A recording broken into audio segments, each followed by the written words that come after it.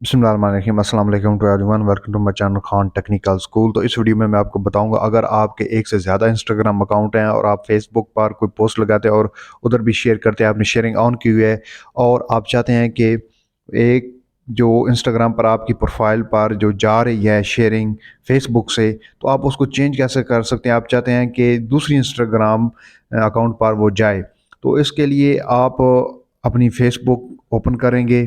यहाँ पर कोई भी आप चीज़ ले लेंगे जिसको आप अपलोड करना चाहते हैं। ये एक फ़ोटो ले लेते हैं और यहाँ पर आप देखें कि इंस्टाग्राम का जो ऑप्शन है वो ऑन है शेयरिंग का, इस पर क्लिक करेंगे और उसके बाद यहाँ पर आप आ जाएंगे अकाउंट सेंटर में। अकाउंट सेंटर में आएंगे और उसके बाद आप के पास ये जो इंस्टाग्राम अकाउंट होगा पहला, वो आपके पास आ जाएगा कि इस पर आपकी जो है वो स्टोरी या पोस्ट या रील जो है वो शेयर हो रही है।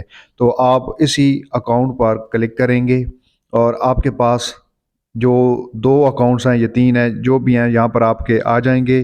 तो आप सिंपली उनको इस तरह से चूज़ कर लेंगे और बैक जाएंगे। इसी तरह आप बैक जाएंगे अपनी पोस्ट की जानिब और ये देखें कि यहाँ पर जो है वो चेंज हो चुका है इंस्टाग्राम अकाउंट।